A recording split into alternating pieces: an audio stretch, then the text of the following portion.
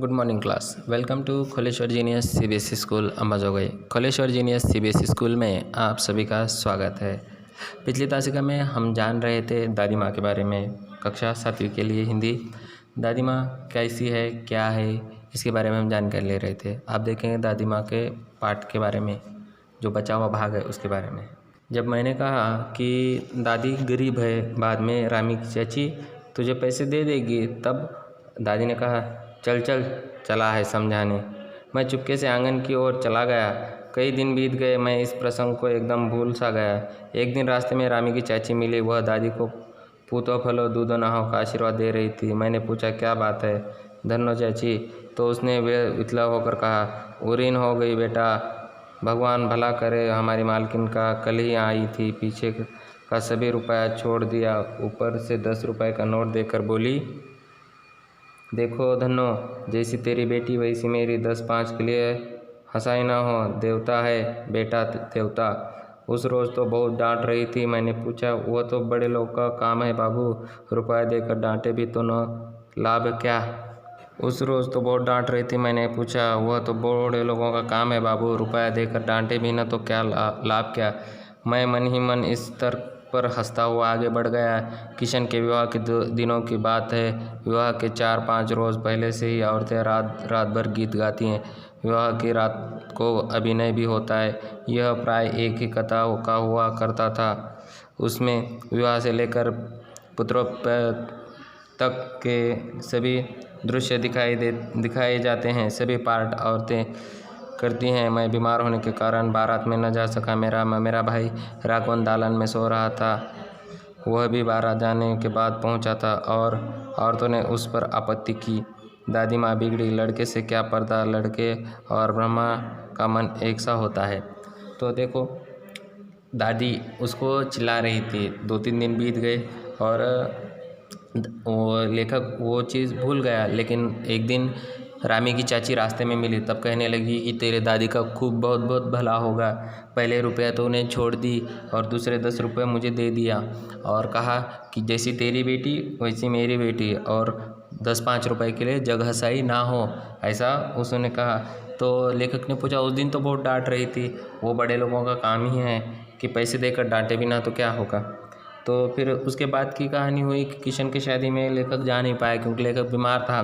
4-5 दिन पहले ही सब औरतें आ चुकी थी, रात भर गाती बजाती, लेकिन लेखक नहीं जा पाया क्योंकि लेखक क्या था, बीमार था।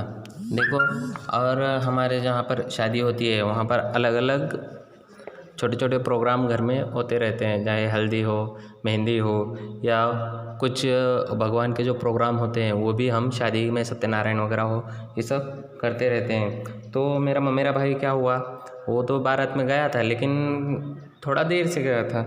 तो औरतों ने उस पर आपत्ति की, मतलब औरतों ने उस पर कुछ तो उसको कहा।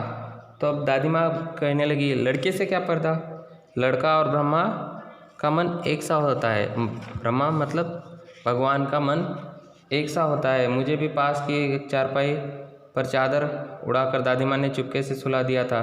बड़ी हंसी आ रही थी। सोचा कहीं ज़ोर से हंस दूँ, भेद खुल जाए तो निकाल बाहर किया जाऊँगा। पर भाभी की बात पर हंसी रुक न सकी और भांडा फोड़ गया। देबू की माँ ने चादर खींच ली। कहो दादी, ये कौन बच्चा सोया है, बेचारा रोता है, शायद दूध तो पिला दूँ। हाथापाई शुरू हुई। दादी माँ बिगड़ी, लड़के से क्यों लगती है। सुबह रास्ते में देबू की माँ मिली, कल वाला बच्चा भाभी। मैं वहाँ से ज़ोर से भागा और दादी माँ के पास जा खड़ा हुआ। वस्तुतः किसी प्रकार का अपराध हो जाने पर जब हम दादी का छाया में खड़े हो जाते हैं, अभयदान मिल जाता। मतलब वहाँ पर जाने के बाद, शादी में जाने के बाद कुछ औरतों ने क्या किया, उसके ममेरे भाई पर ज़ोर ज़बरदस्ती की। राघव पर क्या किया, ज़ोर ज़बरदस्ती की, मतलब उसे परेशान किया। और दादी माँ ने कहा औरतों से लड़कों से क्या शर्माना, वो तो बच्चा है, और ब्रह्मा का मन और बच्चे का मन एक जैसा होता है। तो बाद एक चारपाई पर वहाँ पर दादी ने क्या किया था, इसको लेखक को सुला दिया था। और उनकी बातें सुनकर लेखक को हंसी आ रही थी। तभी उसने हंसी दबाई, लेकिन भाभी की बात सुनकर उसकी हंसी ना रुकी और भांडा फूट गया। और देबू की माँ ने चादर खींच ली और यह कौन सा बच्चा है, बेचारा शायद रोता है। दूध तो पिला दें, ऐसा देबू की माँ लेखक के लिए कहने लगी। तब उनमें हाथापाई शुरू हुई और दादी बिगड़ी और लड़के से क्यों लगती है, ऐसा उसे बोला। और दूसरे दिन रास्ते में देबू की माँ मिली और वो कल वाला बच्चा कौन था, ऐसा बताने पर लेखक वहाँ से भाग गया और दादी के पीछे उनके आंचल के नीचे जाकर छुप गया, जैसे कि उनसे अभयदान की मांग कर रहा हो। जैसे हम बचपन में दादी के पीछे छुप जाते हैं, जब हमें माँ मारती है तब हम दादी के पीछे छुपते हैं, उसी तरह लेखक भी छुप गया। अब आगे देखते हैं। स्नेह और ममता की मूर्ति दादी माँ की एक एक बात आज कैसी कैसी मालूम होती है। परिस्थितियों का वात्याचक्र जीवन को सूखे पत्ते सा कैसा नचाता है, इसे दादी माँ खूब जानती थी। दादा की मृत्यु के बाद से ही वे बहुत उदास रहती। संसार उन्हें धोखे की टट्टी मालूम होता। दादा ने उन्हें स्वयं जो धोखा दिया, वे सदा उन्हें आगे भेजकर अपने पीछे जाने की झूठी बात कहा करते थे। दादा की मृत्यु के बाद कुकुरमुत्ते की तरह बढ़ने वाले मुंह में राम, बगल में छुरी वाले दोस्तों की शुभचिंता ने स्थिति और भी डांवाडोल कर दी। दादा के श्राद्ध में दादी माँ के मना करने पर भी पिताजी ने जो अतुल संपत्ति व्यय की, वह घर की तो थी नहीं।